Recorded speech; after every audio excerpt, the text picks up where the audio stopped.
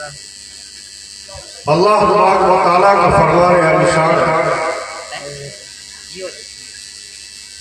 کلو نفس ذائقۃ الموت، ہر جان کو موت کا مزہ چکھنا ہے۔ میں علماء کرام سبھی توجہ کا طالب ہوں اور آپ لوگ بھی سمجھنے کی کوشش کریں۔ موت مٹانے نہیں آتی ہے، موت مٹانے نہیں آتی ہے، موت جگہ دنیا بدلوانے آتی ہے۔ اللہ نے فرمایا ہر جان کو موت کا مزہ چکھنا ہے۔ مرنے کے بعد انسان ختم نہیں ہو جاتا، یہاں تک کہ مومن کی تو شان بہت بلند ہے۔ کون کہتا ہے کہ مومن مر گیا گھر سے چھوٹا وہ اپنے گھر گیا؟ کافر بھی مرنے کے بعد ختم نہیں ہوتا۔ علماء کرام تشریف فرما ہے جنگ بدر میں الحمدللہ اس بار عمرے کے موقع سے جب میں گیا تو بدر کے میدان پہنچا اور اس کنویں تک پہنچا جہاں پہلے پابندی تھی اب ختم ہو گئی۔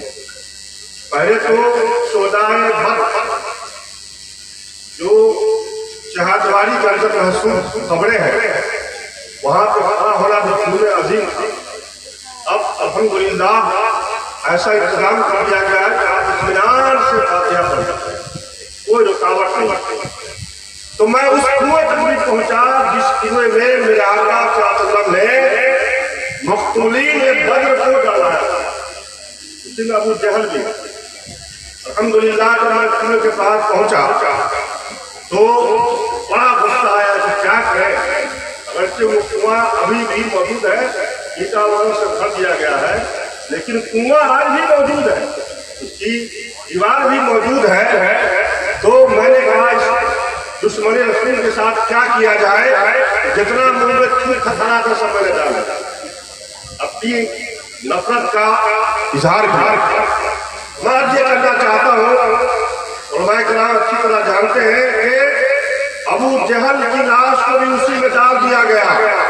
تو میرے حضور نے فرمایا اب بولو ابو جہل، میرے خدا نے جو فیصلہ کیا وہ حق ہے کہ نہیں؟ سمجھ رہے ہیں؟ بتانا یہ چاہتا ہوں کہ میرا آقا اس سے مخاطب ہے۔ تو حضرت عمر فاروق اعظم رضی اللہ عنہ فرمایا یا اللہ آپ کس سے بات کر رہے ہیں؟ آپ نے فرمایا انہوں نے مقتولین کی موت سے بات کر رہے ہیں۔ حضرت عمر رضی اللہ عنہ سوال کیا اللہ یہ سنتے ہیں؟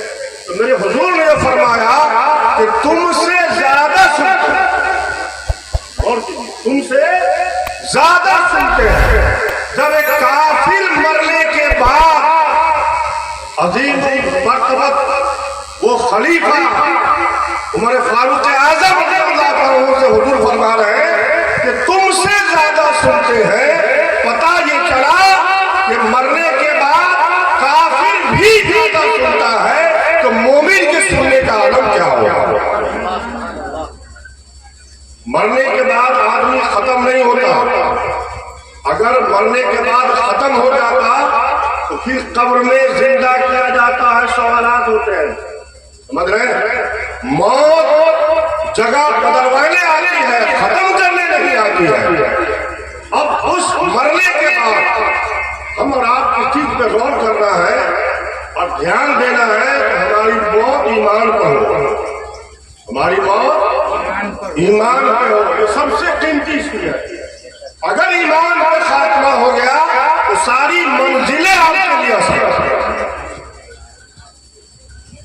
یہ بھی یاد رکھیے قیامت کو کبھی بہت دن باقی ہے۔ لوگ کہتے ہیں قیامت قریب آ گئی، بہت دن ہے، عیسیٰ علیہ السلام تشریف لائیں گے، امام مہدی آئیں گے، لمبا وقت، لیکن مرنے کے بعد قیامت شروع ہو جاتی ہے۔ میرے حضور فرماتے ہیں جب انسان مر جاتا ہے تو اس کی قیامت شروع ہو جاتی ہے۔ اگر وہ صاحب ایمان التقوی شعار مومن کامل دنیا سے گیا ہے تو اس کے لیے تو جنت کی بہار بھی قبر ہی سے شروع ہو جاتی ہے، قبر ہی سے جنت کی بہاریں شروع ہو جاتی ہیں۔ اور اگر اس میں کامیاب نہیں ہے بہت مشکل. دیکھیے آج سب کہتا ہے کہ ہم مومن ہیں، ہم جنتی ہیں، دعویٰ کرتے ہیں، لیکن کہاں نہیں آتے. ایک واقعہ میں آپ کو سناتا ہوں، عبرت کے لیے سنیے. حضرت باعث بستانی رحمۃ اللہ تعالیٰ علیہ کی بارگاہ میں ایک شخص آیا. اس نے کہا حضور میں نے بہت گناہ کیا ہے، میری معافی ہو سکتی ہے؟ کیا گناہ کیا؟ بتاؤ. اس نے کہا بہت گناہ کیا ہے. بتاؤ تو کیا گناہ کیا ہے؟ اللہ تبارک و تعالیٰ غفور رحیم ہے. انہوں نے کہا حضور میں نے 1000 قبر سے کفن کھینچا. کتنی قبر سے؟ 1000 قبر سے میں نے کفن کھینچا. اب میرا دل کانپ گیا، میں توبہ کرنا چاہتا ہوں، کیا میری خطا معاف ہو جائے گی؟ آپ نے فرمایا انشاءاللہ، لیکن تم ایک چیز بتا، تو نے 1000 قبر سے کفن کھینچا، ان 1000 میں کتنے لوگ تھے جن کا رخ قبلے کی طرف تھا، اب کتنے کا رخ پھرا ہوا؟ سمجھ رہے ہیں؟ مرنے کے بعد جب قبر میں دفن کرتے ہیں سب جانتے ہیں کہ رخ قبلے کی طرف کرتے ہیں، لیکن اس چیز پہ عمل نہیں ہے کہ مردے کو دفن کیسے کر سکتے. آج یہ رسم و رواج اتنا زبردست پکڑ چکا ہے کہ سمجھانے پر بھی لوگ نہیں مانتے، مردے کو چپ لٹا دیتے ہیں، رخ پھیر دیتے ہیں. نہیں ہوتا ہے عام طور سے. لیکن یاد رکھیے سنت یہ نہیں ہے. سنت یہ ہے کہ مردے کو داہنے کروٹ دفن کیا جائے اور اس کے پیچھے دیوار میں سجا دیا جائے، اس سے نہ ہو تو ڈھیلا وغیرہ لگا دیا جائے، لیکن کروٹ لٹایا جائے. میرے حکم نے فرمایا داہنے کروٹ مردے کو لٹایا جائے، اور جب داہنے کروٹ آپ لٹائیں گے تو خود بخود رخ قبلے کی طرف ہو جائے. لیکن لوگ چپ لٹا کر گھما دیتے ہیں، غلط ہے یہ. اس کو بدلیے اور چپ نہ لگا کر کے کروٹ لٹائیے. ایسے ہی جانور کو بھی ذبح کرتے وقت میرے حضور نے فرمایا بائیں پہلو پہ لٹایا جائے. کیسے؟ بائیں پہلو پہ لٹایا جائے اور قبلہ رخ ذبح کیا جائے. انسان اور حیوان نہیں فرق ہے، لیکن لوگ جانور کو لٹاتے تو ضرور ہے، لیکن ذبح کرتے ہیں تو رخ آسمان کی طرف ہوتا ہے اور چھری ایسے چلاتے ہیں. جب اسی وجہ کپڑا بھی خراب ہوتا ہے، گڈھا ہونا چاہیے تو چھری چل سکے، اور جب قبلے رخ ذبح کریں گے تو چھری ایسے چلے گی، ایسے نہیں چلے گی. سمجھ رہے ہیں؟ خون آگے جائے گا، آپ کا کپڑا خراب نہیں ہوگا. سنت پہ عمل کریں گے تو سنت میں بھلائی ہی بھلائی ہے. میں یاد کر رہا تھا کہ آپ نے پوچھا اس کفن چور سے کہ یہ بتاؤ کتنے لوگوں کے رخ کو تم نے دیکھا کہ قبلے کی طرف ہے، کتنا پھرا ہوا. انہوں نے جو بتایا یہ ہمارا عبرت کی بات ہے. اس کفن چور نے کہا کہ حضور 1000 لوگوں کے قبر سے کفن میں نے کھینچا، لیکن میں نے صرف 2 آدمی کو دیکھا جس کا رخ قبلے کی طرف. صرف 2 آدمی، 999 مردے کو میں نے دیکھا اس کا رخ قبلے سے پھیر دیا گیا. سمجھ رہے؟ اور رخ قبلے سے پھیر دینا یہ اس بات کی علامت ہے کہ وہ اللہ کا مقبول نہیں، مردود ہے. سمجھ رہے؟ ہم اور آپ کے چاہنے سے نہیں ہوگا، رب کی مشیت سے ہوگا. تو جس نے اپنے خدا کی بارگاہ میں قبلے کی طرف سر جھکانے کی توفیق نہیں ہوئی تو مرنے کے بعد بھی اس کا قبلے کی طرف رخ نہیں رہے گا. اگر چاہتے ہو کہ مرنے کے بعد میرا رخ قبلے کی طرف رہے تو زندگی میں اپنے چہرے کو قبلے کی طرف کرو اور اپنے سر کو خدا کی بارگاہ میں جھکاؤ. آپ دنیا میں عمل کریں گے تو مرنے کے بعد اس کا اجر ملے گا. اگر دنیا میں آپ رب کی بارگاہ سے پھرے رہے، ایس میں زندگی کاٹی، مرنا تو سب کو ہے، کوئی بچے گا نہیں. کوئی مرنے ہی کے لیے دنیا میں آیا نہیں ہے. انسان ہی نہیں، ہر انسان مرنے ہی کے لیے آیا، لیکن دنیا میں بھیجا گیا آپ کو تو دنیا میں جا کر کے جیسا عمل کرو گے ویسا انجام تم کو ملے گا. خدا خود فرماتا ہے الذی خلق الموت والحیات لیبلوکم ایکم احسن عملا. اللہ نے موت اور زندگی کو اس لیے پیدا کیا تاکہ تیری جانچ ہو. اللہ تمہاری جانچ کرے کہ تم میں کون ہے جس کا عمل اچھا عمل کیا ہے. وہ ہر وہ کام جس سے اللہ رسول راضی ہو جائے وہی اچھا. لیکن آج تک اچھا کام کرتے ہیں, جب شادی ہوتی ہے تو بھول جاتے ہیں رب کی بات کیا ہے, رسول کی بات کیا ہے, اپنی طبیعت کا کام کرتے ہیں. ہر خوشی کے موقع سے آپ رب رسول کو بھول جاتے ہیں اور اپنی طبیعت کا کام کرتے ہیں. تو یاد رکھ لیجیے جب آپ یہاں اللہ کو بھول رہے ہیں تو اللہ کو آپ سے کوئی غرض نہیں ہے. جو رب رسول کی زندگی کاٹے گا اللہ کی رحمتیں دنیا میں اس پر ہوگی اور مرنے کے بعد بھی. موت مٹانے نہیں آتی ہے, موت دنیا میں انسان کو جگہ بنوانے کے لیے آتی ہے. جب آدم علیہ السلام کو اللہ نے ان کے روح ڈالا, آدم علیہ السلام کے اندر جب روح ڈالی گئی تو اللہ تبارک و تعالیٰ نے قیامت تک جتنے انسان پیدا ہوں گے سب کی منہ پر سمجھ رہے اس لیے کہ آدم علیہ السلام کی اولاد اس وقت قیامت تک کتنی ہوگی. جب ساری روحوں کو نکالا گیا فرشتے نے کہا یا اللہ یہ سب کیا ہے. اللہ نے فرمایا یہ سب انسان ہے, آدم کی اولاد ہے, دنیا میں جائیں گے. کہا یا اللہ دنیا میں جب جائیں گے جگہ کہاں رہے گی, دنیا میں جگہ کہاں رہے گی. تو اللہ نے فرمایا کہ سنو ان کو دنیا میں بھیجیں گے کہ ہم موت کو پیدا کریں گے. دنیا میں بھیج کر موت کو پیدا کریں گے. پہلے والے جائیں گے بعد والے آئیں گے, پہلے والے جائیں گے بعد والے آئیں گے. موت آئے گی, سب ایک بارگی نہیں جائیں گے. اگر سب رہتے دنیا میں تو کھڑا ہونے کی جگہ ملتی, ارے ملتی جگہ. ایسی دنیا تنگ ہوتی جا رہی ہے, زمین وہی ہے, انسان بڑھتے جا رہے ہیں. اسی لیے آج مکانات میں 2 تلہ 3 تلہ 4 تلہ بنتے جا رہے ہیں, جگہ نہیں ہے. یہ سب میرے حضور نے جو فرمایا قیامت کی نشانیوں میں سے ہے کہ اونچے اونچے محل بن جائیں گے. کیا یہ سب سبب پیدا ہوا؟ آج تو مٹی کا مکان بنا رہا, اس کا مکان بنا رہا نہیں بنا رہا. تو مسلمانوں اللہ نے فرمایا اے فرشتے میں موت کو پیدا کروں گا. ایک جائے گا دوسرا آئے گا. فرشتے نے عرض کیا کہ ہمارے علاوہ جب وہ موت کو پیدا کرے گا تو دماغ میں ٹینشن آئے گا, سکون نہیں رہے گا, موت کو دل میں بسائے رہیں گے, چین نہیں ملے گا. ارے آج اگر کوئی ڈاکٹر تاکہ تو فلاں آدمی مر جائے گا 3 روز کے بعد, کیا حال ہوگا اس کا؟ موت قریب آ جاتی ہے, ڈاکٹر سمجھ رہا ہے تو مر جانا ہے, لیکن پھر بھی کہتا نہیں ہے, ورنہ لوگ سمجھ رہے ہیں. تو موت سے پتہ نہیں ہے. رب نے فرمایا میں موت کو پیدا کروں گا. فرشتے نے کہا لوگوں کو ٹینشن رہے گا کہ موت آ جائے گی.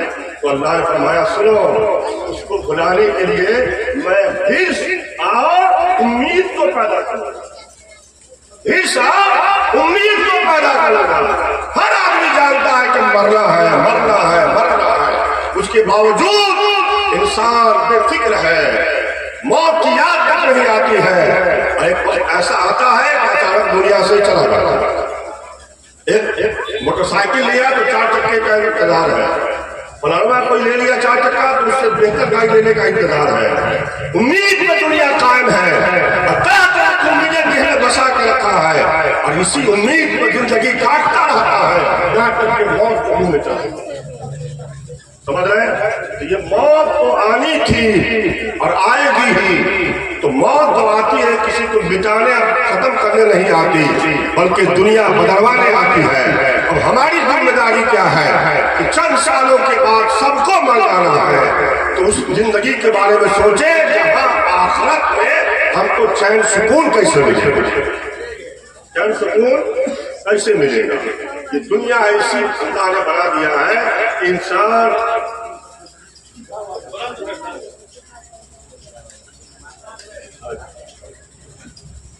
دوسری پڑھی اللہم صلی علی سیدنا و صفینا حبیبنا طبیبنا مولانا محمد بارک وسلم صلو علیہ صلاۃ و سلام علیک یا رسول اللہ صلی اللہ تعالی علیہ وسلم۔ دنیا میں انسان کس طرح آخرت کو بھول جا رہا، قبر کو بھول جا رہا، عذاب کو بھول جا رہا، اللہ اگر دنیا میں آخرت کی ایک جھلک دکھا دی جائے، قبر کی ایک جھلک دکھا دی جائے تو آدمی آج ہی متقی پرہیزگار بن جائے۔ سمجھ رہے ہیں؟ ایک واقعہ سناتا ہوں آپ کو ساتھ، علماء کرام جانتے ہی ہوں گے، آپ سنیے، عبرت حاصل کیجیے کہ دنیا کیا ہے۔ ایک بزرگ کے پاس ایک شخص حاضر ہوا، اس نے کہا کہ حضور میں نے سانپ دیکھا ہے۔ کہا کیا سانپ دیکھا؟ کہا کہ سانپ یہ دیکھا میں نے کہ میں جنگل سے گزر رہا ہوں، میرے پیچھے ایک شیر حملہ کر کے آ رہا ہے۔ سمجھ رہے؟